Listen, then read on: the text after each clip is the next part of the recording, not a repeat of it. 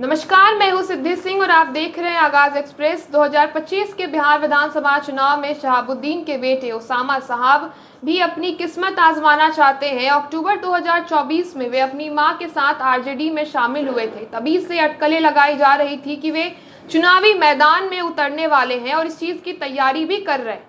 अब उसामा की मां हिना साहब ने बड़ा बयान दिया है। उन्होंने कहा कि परिवार इस पर विचार कर रहा है कि उसामा को भी किसी विधानसभा सीट से चुनाव लड़ाया जाए। चूंकि उनका खुद का क्षेत्र रघुनाथपुर है, इसीलिए वहीं से चुनाव लड़ने की वो चर्चाएं तेज हो रही है। इस संदर्भ में प्रमुख सवाल ये उठता है कि क्या आरजेडी अपने रघुनाथपुर विधानसभा क्षेत्र से वर्तमान विधायक हरिशंकर यादव का टिकट काटेगी और क्या हरिशंकर यादव को अपने इलाके से पत्ता कटता हुआ नजर आएगा?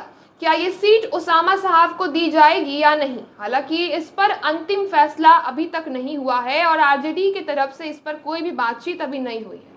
रविवार 27 अप्रैल को हिना ने धनौत गांव में पत्रकारों से बातचीत करते हुए ये बात कही। उनका बयान इस ओर संकेत करता है कि वे महागठबंधन से रघुनाथपुर सीट की मांग कर सकती है। अब ये देखना दिलचस्प होगा कि लालू प्रसाद यादव और तेजस्वी यादव इस पर क्या रुख अपनाते हैं।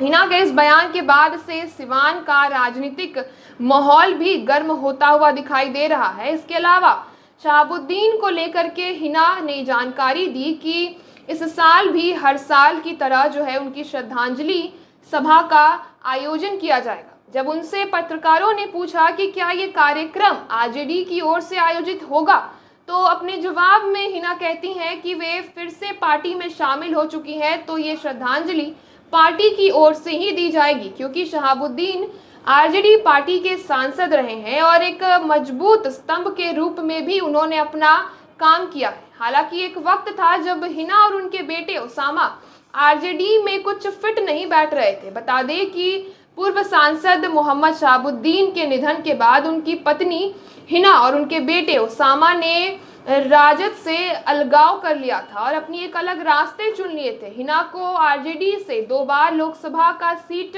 लोकसभा का टिकट मिला था, लेकिन वह सफल नहीं हो पाई थी। तीसरी बार टिकट न मिलने पर हिना ने निर्दलीय उम्मीदवार के रूप में चुनाव में हिस्सा लिया, लेकिन वो सिवान की जनता ने उन्हें वहां पर भी नकार दिया।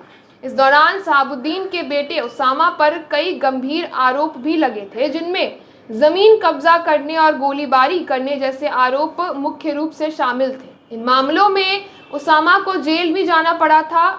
बेटे की परेशानियों को देख करके शहाबुद्दीन परिवार ने आरजेडी में वापस लौटने का अपना निर्णय ले लिया था। पटना में शहाबुद्दीन के बेटे उसामा का आरजेडी में स्वागत धूमधाम से हुआ था, जहां तेजस्वी यादव और लालू प्रसाद यादव ने दोनों मां बेटे का पार्टी में गर्मजोशी से स्वागत किया था। इसके बाद उसामा को पार्टी के मंच पर भी जगह मिलने लगी, लेकिन मां के इस चुनावी ऐलान से आरजेडी की दुविधा बढ़ने वाली है। रघुनाथपुर विधानसभा सीट पर आखिर किसको चुनेगी आरजेडी, ये चुनावी समीकरण को और भी ज्यादा चर्चित बनाएगी। तो ऐसे तमाम खबरों के लिए आप जुड़े रहिए हमारे साथ और देखते रहिए आगाज एक्सप्रेस।